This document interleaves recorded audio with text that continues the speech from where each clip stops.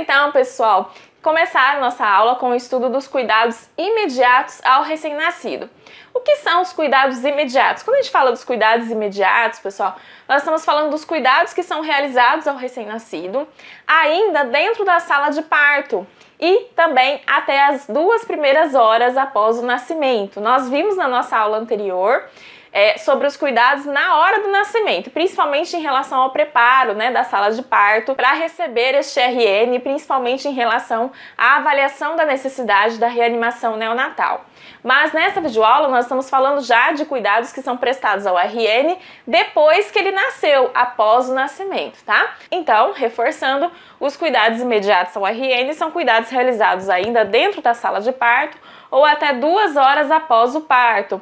E quais são os objetivos desses cuidados? Nós temos aqui o objetivo de dar condições satisfatórias ao RN para adaptação à vida extrauterina. Este RN acabou de sair do útero materno e ele precisa se adaptar então à sua vida extrauterina, ou seja, fora do útero materno. Então é sobre esses cuidados que nós vamos falar aqui nesta aula. Um dos cuidados imediatos ao RN é a manutenção da temperatura corporal. Nós vamos ver que a temperatura corporal do RN, ela deve ser mantida entre 36,5 e 37,5 graus Celsius. Para isso, nós vamos ter aqui cuidados em relação à temperatura também da sala de parto. Nós vamos ver, pessoal, que a temperatura da sala de parto, ela tem um valor mínimo e máximo aceitável, tá? Para a manutenção da temperatura do RN nessa faixa de temperatura ideal, nós precisamos também controlar a temperatura da sala de parto. E a sala de parto, pessoal, ela deve estar numa temperatura mínima de 23 graus Celsius e máxima de 26 graus, tá? Essa temperatura, essa faixa de temperatura da sala de parto vai contribuir para a manutenção da temperatura ideal do RN, que seria entre 36,5 e 37,5 graus Celsius, tá? Nós vamos ter também aqui, pessoal, a avaliação da vitalidade ao nascer. Nós vimos lá na nossa aula anterior sobre os cuidados, na hora do nascimento, e lá também nós falamos um pouco sobre a avaliação da vitalidade ao nascimento. E aqui, então, após o parto, nós também vamos ter novamente a avaliação da vitalidade ao nascimento do recém-nascido. Também nós vamos realizar aqui a secagem e o aquecimento do recém-nascido. Nós vimos a questão da importância da manutenção, da temperatura corporal do RN. Então, nós vamos, além de realizar a secagem do RN, também promover o seu aquecimento. Nós vamos ter aqui a secagem de todo o segmento corporal e também do segmento cefálico do RN através de compressas aquecidas, tá? E para aquecimento do RN, nós vamos utilizar compressa ou toalha morna para manter ele aquecido, principalmente porque nesse momento nós também vamos ter o contato pele a pele do RN com a mãe, tá? Então, para manutenção da temperatura corporal do RN, nós vamos mantê-lo nesse momento aí de contato pele a pele, ele aquecido com o campo ou com a toalha morna.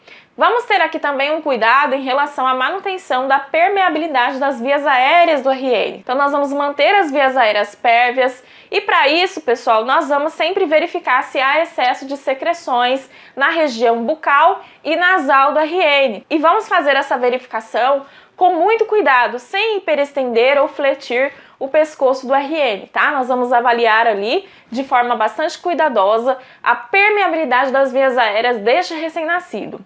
Também, pessoal, um cuidado muito importante é o posicionamento do RN no abdômen materno assim que ele nasce. Então, nós vamos posicionar o RN sobre o abdômen da mãe ou ao nível da placenta, tá? Por pelo menos 1 minuto ou até o cordão umbilical parar de pulsar, tá? O cordão umbilical geralmente ele para de pulsar até 3 minutos após o nascimento, tá? Então, durante esse período, nós vamos manter esse contato da mãe com o bebê, posicionando ele na região abdominal da mãe. Então, pessoal, reforçando, na sala de parto, enquanto o RN está junto com a mãe, nós temos que, ao mesmo tempo, promover calor para manter essa temperatura do RN adequada, manter as vias aéreas pérvias e aqui a avaliação da vitalidade do RN, ela vai ser contínua, tá? O tempo todo nós vamos estar monitorando este RN também em relação à sua vitalidade. Um outro item importante utilizado aí para avaliação da vida extrauterina, do RN, é o índice de Apgar. Então, o índice de Apgar, ele é o método mais utilizado para avaliar a adaptação imediata do recém-nascido à vida extrauterina. Então, a realização do índice de Apgar, ela também acontece ainda dentro da sala de parto, e a avaliação desse índice se baseia em 5 itens, né, que são considerados aí para avaliação do índice de Apgar. Nós vamos ter aqui a avaliação da frequência cardíaca, do esforço respiratório do RN, do tônus muscular, do reflexo de irritabilidade e também na cor do RN, tá? Esses são os 5 itens considerados para avaliação do índice de Apgar. Em que momento o Apgar vai ser aplicado? Ele deve ser aplicado no 1º e no 5º minuto de vida, tá? Esse é um cuidado rotineiro aí dentro da sala de parto. Então, nós vamos aplicar o índice de Apgar 2 vezes. No 1º minuto e também no 5º minuto de vida. Nós vimos quais são os parâmetros utilizados para avaliação do Apgar, mas nós temos aqui os scores que são também dados a cada um desses parâmetros, tá? Então nós temos aqui na escala, pessoal, a cada item, né, do índice de Apgar sendo atribuído um score de 0, 1 ou 2, tá? E aí nós vamos ter, a partir dessa escala, né, desse score, um valor final, que nós já vamos ver aqui o que esses valores finais estarão indicando em relação à condição de adaptação à vida extrauterina deste RN. Então nós vimos que os itens, né, os sinais avaliados no índice de Apgar são a frequência cardíaca, o esforço respiratório, o tônus muscular, a irritabilidade reflexa e a cor do RN. Em relação às pontuações, pessoal, nós vamos ter a pontuação 0 quando a frequência cardíaca, o esforço respiratório e a irritabilidade reflexa estão ausentes, também quando o tônus muscular apresenta uma flacidez total e quando a cor deste RN é cianótica, né? Ele tem uma coloração azulada da pele ou uma palidez cutânea, tá? Então, neste caso, o RN vai receber então o score 0. O RN então recebe a pontuação 1 quando a sua frequência cardíaca está menor que 100. Também quando ele tem um esforço respiratório irregular, mas está presente, né? Então aqui o esforço respiratório ele não está ausente como no score 0, mas ele ainda está irregular. Também aqui nós temos no tônus muscular alguma flexão de extremidade. Nós não temos total movimentação deste RN, mas nós temos aí, né, algumas flexões nas extremidades, então neste caso ele recebe a pontuação 1 neste item, tá? Na irritabilidade reflexa nós vamos ter a pontuação 1 quando a criança apresenta alguma reação. Então, neste caso aqui, a irritabilidade reflexa ela não está ausente como no score 0. E também em relação à cor, vai receber pontuação 1 se este RN estiver apresentando uma coloração de pele, né, cor rósea, ou se ele estiver só com as extremidades cianóticas e não todo o corpo, tá? Também, pessoal, nós vamos ter a pontuação 2. A pontuação 2 vai ser dada para a frequência cardíaca quando os batimentos do RN estiverem acima de 100 batimentos por minuto. Se o esforço respiratório deste RN estiver regular, ele também recebe a pontuação 2. Se este RN apresenta uma boa movimentação, então ele tem um bom tônus muscular, ele também vai receber a pontuação 2. Na irritabilidade reflexa, se o RN espirra, se ele apresenta espirros, então neste caso ele recebe a pontuação 2. Em relação à cor, nós vamos ter aqui já um RN com a cor e as extremidades róseas, né? Então neste item ele também vai receber a pontuação 2. Então, em relação à classificação, né, para a gente saber se esse RN está legal, se ele está bem adaptado à vida extrauterina, ou se ele está em sofrimento, nós vamos ter aqui os scores, né? De 0 a 3 pontos, este RN está em sofrimento grave. De 4 a 6 pontos, nós vamos ter aqui o sofrimento moderado deste RN em relação à vida extrauterina. E se o RN recebe aí no Apgar a pontuação de 7 a 10 pontos, ele está sem dificuldade na adaptação à vida extrauterina, tá? Porém, pessoal, se o RN tiver o Apgar menor que 7 no 5º minuto, ou seja, no segundo momento de verificação do Apgar, se esta pontuação total for menor que 7, nós vamos ter então que realizar novamente o índice de Apgar a cada 5 minutos até que este RN tenha 20 minutos de vida, tá? Esta é a recomendação aí da Sociedade Brasileira de Pediatria, tá? Vamos ver aqui rapidamente uma questão que cobrou aí sobre o índice de Apgar. Uma questão da EBSER, da banca OCP. Se o score do boletim de Apgar de um recém-nato no 5º minuto é igual a 6, recomenda-se a sua aplicação Ora, pessoal, se o Apgar aqui é igual a 6, então ele está menor que 7, né? Então nós temos aqui a recomendação que nós acabamos de falar da Sociedade Brasileira de Pediatria, que neste caso, quando o índice de Apgar ele é menor que 7 no 5º minuto de vida, nós vamos então ter que avaliar o Apgar a cada 5 minutos até 20 minutos de vida deste RN. Então, gabarito letra B, beleza? É muito importante reforçar que o índice de Apgar, ele não é utilizado para avaliação da necessidade de reanimação neonatal, tá? Nós vimos lá na nossa aula anterior sobre os cuidados na hora do nascimento, as perguntas que são utilizadas para avaliação da necessidade de reanimação neonatal. E nessas perguntas nós não temos avaliação do índice de Apgar. Então, o boletim de Apgar, ele não deve ser utilizado para determinar o início da reanimação neonatal, nem para determinar se as manobras serão instituídas aí no decorrer do procedimento. Porém, pessoal, é claro que o índice de Apgar, ele permite avaliar a resposta, né, do RN, também as manobras realizadas, no caso de ter tido uma reanimação neonatal, mas ele não é um critério para determinar se vai iniciar ou não uma reanimação neonatal, tá? Nós temos também um outro cuidado aqui, que é a laqueadura do cordão umbilical. O clampeamento do cordão umbilical, pessoal, ele é realizado entre 1 a 5 minutos ou também de forma fisiológica quando ele cessa a pulsação. Assim que o cordão para de pulsar, nós fazemos então o clampeamento, tá? Nós só não vamos seguir isso se tiver alguma contraindicação em relação ao cordão ou se teve alguma necessidade de reanimação neonatal, aí nós não vamos conseguir fazer o clampeamento nesse momento. E também é muito importante nós verificarmos a presença de 2 artérias e de uma veia umbilical. O cordão umbilical, ele tem essas 2 artérias e uma veia, e se nós tivermos aqui, por exemplo, só uma artéria umbilical, nós podemos ter aqui anomalias congênitas deste RN, tá? Então, todo cordão umbilical ele tem que ter 2 artérias e uma veia umbilical. A recomendação também, pessoal, da Sociedade Brasileira de Pediatria é de que, no caso de RNs, né, que nasceram com idade gestacional acima ou igual a 34 semanas de gestação, com bom tônus muscular também em flexão ao nascimento, é de clampear o cordão umbilical entre 1 e 3 minutos depois da sua extração completa e da cavidade uterina, porque é justamente o tempo em que esse cordão para de pulsar, tá? Mas no manual do Ministério da Saúde nós temos a recomendação de clampear o cordão entre 1 a 5 minutos, tá? Ou quando parar a pulsação. Temos também, pessoal, como cuidados imediatos ao RN, o estímulo, né, ao início precoce do aleitamento materno. E aí, neste caso, pessoal, o aleitamento materno, ele tem a recomendação de se iniciar ainda na primeira hora de vida deste RN, tá? Então, logo na primeira hora é recomendado que já seja iniciado ali, ainda na sala de parto, o aleitamento materno. E também, pessoal, a orientação é de evitar a separação mãe e filho na primeira hora após o nascimento. Então, às vezes o profissional ali, ele acaba separando a mãe e filho para fazer atividade de rotina, né? Por exemplo, para pesar o RN, para medir, para dar banho.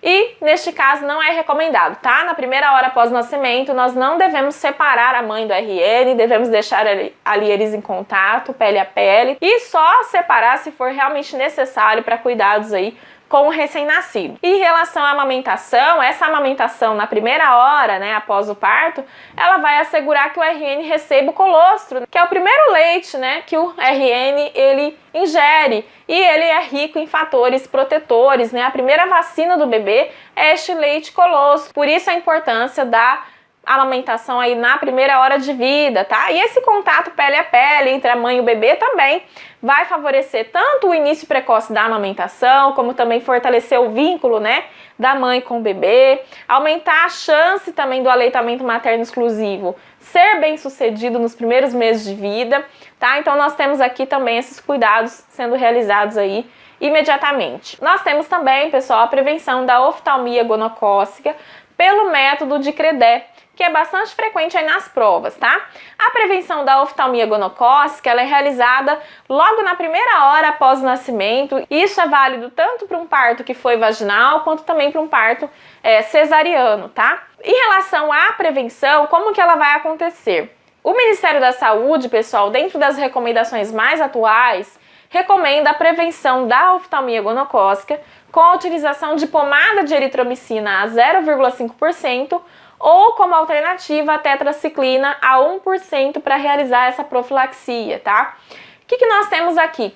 Muitas bancas, né, acabam cobrando o nitrato de prata a 1% como a substância sendo utilizada aqui para essa prevenção no recém-nascido, né, imediatamente aí ao nascimento. Porém, pessoal, nas recomendações mais atuais do Ministério da Saúde, a utilização do nitrato de prata a 1%, ela vai ser realizada só se não tiver ali à disposição a eritromicina ou a tetraciclina, tá? Então, embora as bancas, né, utilizem o nitrato de prata ainda como a substância principal utilizada aí para a prevenção da oftalmia gonocócica, esta não é a recomendação do Ministério da Saúde, tá? O nitrato de prata, então, a 1%, ele só vai ser utilizado se nós não tivermos a eritromicina ou a tetraciclina. Só para você realmente ver essa questão das bancas, nós vamos ver aqui uma questão de uma banca que é relativamente atual, de 2019, que cobrou justamente esse conteúdo, mas não seguindo essa recomendação mais atual. Vamos ver essa questão, ó, da Prefeitura Municipal do Rio de Janeiro, de 2019, então uma questão relativamente atual, para o cargo de auxiliar de enfermagem. A oftalmia gonocócica no recém-nascido é prevenida pelo método de credeização através da instilação no canto interno de cada olho de 2 gotas da seguinte substância. E aí nós temos várias alternativas e entre elas, pessoal, nós vemos aí que nenhuma cita a eritromicina, nem a tetraciclina, mas nós temos a alternativa D, que é nitrato de prata 1%, que é justamente o gabarito que a banca colocou aí para essa questão, tá? Mas aí você vê que é uma questão que cobrou o nitrato de prata como sendo a substância absoluta, né, nesse método, mas não é bem essa recomendação mais atual, tá? Mas é importante você saber das duas formas, porque as bancas ainda acabam aderindo ao nitrato de prata 1%, então você precisa saber para poder gabaritar essas questões, tá? Nós vamos ter também aqui, pessoal, ainda na sala de parto, uma avaliação antropométrica do RN, tá? Nós vamos fazer aqui um exame físico simplificado, que vai incluir peso, comprimentos, perímetro cefálico, perímetro torácico e também o perímetro abdominal, tá? Então aqui nós vamos ter um exame físico inicial, mas com o objetivo de detectar aí qualquer anormalidade física, né, que seja maior, e também para identificar problemas que possam requerer a transferência deste RN para uma unidade de cuidados mais intensivos. Nós temos também, pessoal, como um outro cuidado, a prevenção do sangramento pela deficiência da vitamina K. Então, todos os recém-nascidos, eles devem receber vitamina K para a profilaxia de doenças hemorrágicas, tá? E aqui, então, nós vamos fazer a administração de 1 mg de vitamina K pela via intramuscular ou subcutânea logo ao nascimento neste RN. A vitamina K, ela vai ser administrada em dose única, então uma única dose de 1 mg pela via intramuscular, porque esse método, né, utilizando a via intramuscular na dose única de 1 mg, ele representa a melhor relação custo-efetividade em relação a esta prevenção, tá? Nós temos aqui algumas situações particulares que podem acontecer, por exemplo, dos pais, né, recusarem a administração da vitamina K pela via intramuscular. E aí, neste caso, nós podemos fazer a administração da vitamina K pela via oral, mas nós vamos ter aqui que advertir esses pais em relação às mudanças quanto a essa administração pela via oral, porque aí nós vamos ter que seguir recomendações do fabricante e também isso vai exigir múltiplas doses da vitamina K, tá? Então os pais precisam ser conscientizados caso eles recusem a administração pela via intramuscular. E quando a gente administra a vitamina K pela via oral, aí neste caso a dose ela vai ser de 2 mg ao nascimento e logo após essas 2 mg nós vamos ter novamente uma administração de mais 2 mg entre o 4º e o 5º dia de vida. Então não é legal, né? Não é melhor, realmente não há melhor custo-efetividade da criança receber a vitamina K pela via oral, tá? O ideal realmente é pela via intramuscular em dose única de 1 mg. Nós temos também, pessoal, como cuidado aí imediato ao RN, a detecção da incompatibilidade sanguínea materno-fetal, tá? Aqui nós vamos ter, por exemplo, cuidado em relação à detecção precoce da eritroblastose fetal, que é uma doença hemolítica, né? Que ela é causada pela incompatibilidade do sistema RH do sangue materno com o sangue fetal. Então é uma doença que se manifesta quando o fator RH da mãe é negativo e o RH do feto é positivo. Então nós vamos ter aqui também cuidados em relação à detecção precoce dessa incompatibilidade sanguínea. Para isso, nós vamos coletar sangue da mãe e do cordão umbilical para determinar os antígenos do sistema ABO e RH. E neste caso não é necessário realizar o teste de Combs direto de rotina, nós vamos simplesmente fazer essa coleta do sangue da mãe com o do cordão umbilical. Agora, no caso da mãe ser RH negativo, nós vamos ter que realizar a pesquisa de anticorpos anti-D por meio de Combs indireto na mãe e também Combs direto no sangue do cordão umbilical, tá?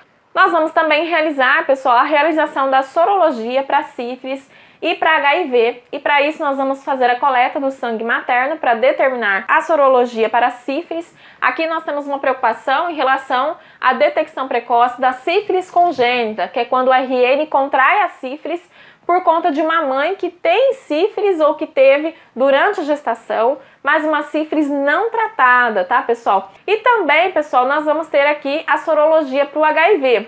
Caso a gestante ela não tenha realizado sorologia para o HIV no último trimestre da gravidez ou o resultado não estiver disponível no dia, né, do parto, nós vamos ter que ali fazer o teste rápido para anti-HIV o mais breve possível e administrar também a zidovudina profilática antes do parto, caso o teste aí seja positivo. Então nós temos também uma preocupação em relação a essas infecções por conta de um RN que pode nascer com sérias complicações, tá? Nós vamos também, claro, identificar este RN e para isso nós temos aí o Estatuto da Criança e do Adolescente que regulamentou a identificação do RN, tá? E nós vamos ter também alguns requisitos aqui. A identificação do RN, pessoal, ela é realizada através da impressão plantar e digital do RN, então nós vamos ter ali como se fosse um carimbo, né? A impressão plantar da região plantar e digital do RN e também do registro da impressão digital da mãe. Essas identificações juntos serão registradas aí no prontuário do RN e nas 3 vias de declaração de nascido vivo, que também são realizadas aí nesse momento, tá?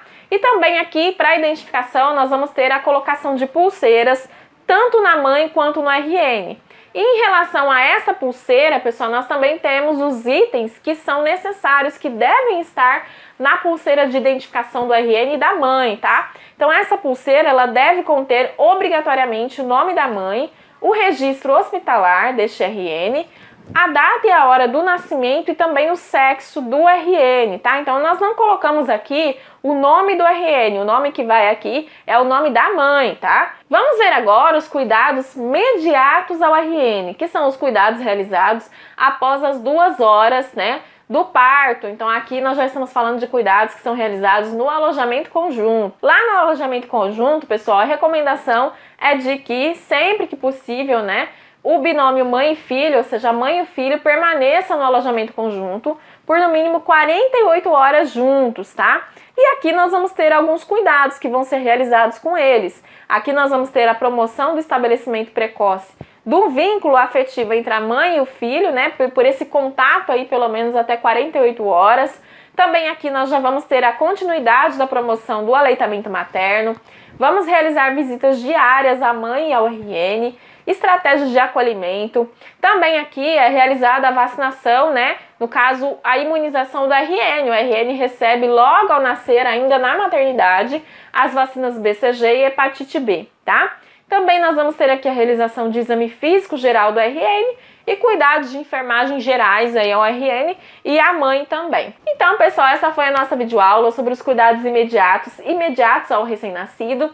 Na nossa próxima videoaula nós vamos falar um pouquinho mais sobre o exame físico do RN, os achados de normalidade, para a gente saber como que é feita essa avaliação aí também do RN após o nascimento. E se você quiser se aprofundar ainda mais sobre este tema, nós temos então lá a nossa apostila digital em PDF que está à sua disposição em nosso site e que com certeza vai fazer diferença aí nos seus estudos, porque lá você vai ter toda a teoria, além das questões para treinar, tá bom?